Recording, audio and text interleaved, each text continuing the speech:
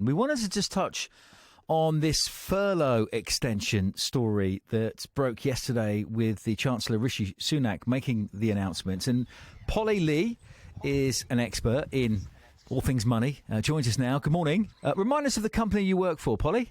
I work for Leep Accountants in Peterborough. OK, and what did you make of what Rishi Sunak announced yesterday?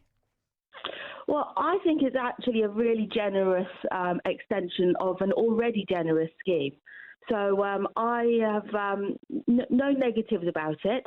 The only feedback I've received is a little bit of uncertainty from employers as to what they are expected to contribute and on what grounds they're expected to contribute towards the employee's salary from August, which is what was been mentioned.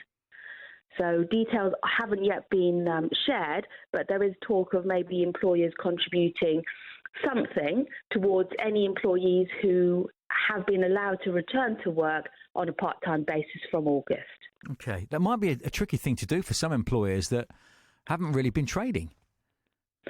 No, absolutely. You know, employers have received this furlough grant, of which 100% of it has been repaid or paid onwards to the employee, but employers still have to bear the overheads, premise cost, insurance, other overheads that aren't covered by this furlough grant. So, yeah, I think it is hard time. So anybody who has been furloughed and who will need to continue to be furloughed because they work in a sector that can't go back, just to be really clear on this, it's been extended to October, so employees will continue to receive 80% of their monthly wages up to £2,500. Yes, that's correct. So already about 7.5 million people have been furloughed who otherwise might have been made redundant. And the employees don't need to worry. They will continue to receive 80%. It's just the employers who may be squeezed a little. However, if the employees can go back part-time, then the employers' cash flow wheels should start turning, which should allow them to help contribute towards the employee's salary. And a lot of self-employed people have felt kind of left out with all of these schemes from the government, but millions of self-employed people whose businesses have been affected by the COVID-19 pandemic can now apply for grants from the government.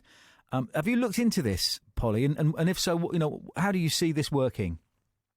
Absolutely. So a lot of our clients at Leap are self-employed, and this is the week that they're starting to invite people to claim. So for a self-employed person to get their hands on this grant, then they have to go onto the online eligibility checker.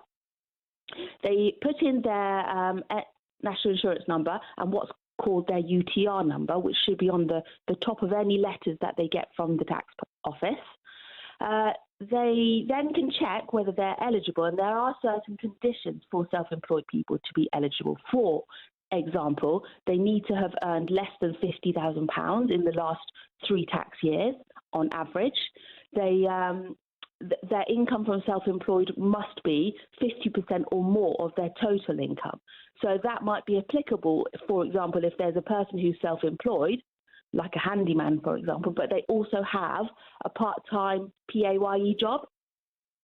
So in that circumstance, only their self-employment would be eligible, but that employment must be more than 50%. So once you've gone onto the eligibility checker and you've checked that you are eligible, you will need 4 pieces of information in order to progress with your claim. You'll need a driving license or photo ID.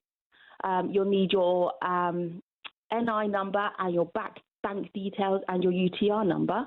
And then once all of that is verified, your claim should be processed, and they're expecting claims to be paid out towards the end of May at the moment. Okay, that's interesting information, and I think it's really good advice. If you are going to be going online and spending a period of time applying, make sure you've got all your stuff you need beforehand. And the government then saying that they're going to get the money into the accounts, hopefully by the end of this month. It's a maximum payment of $7,500 intended to cover March, April and May. I'm finding out. We're going to have to leave it there, Polly. I could talk to you all morning, but we're dead late for the news, so we're going to have to pause and speak again another time. Thank you, Polly Lee from Leap. It's just gone 7:30.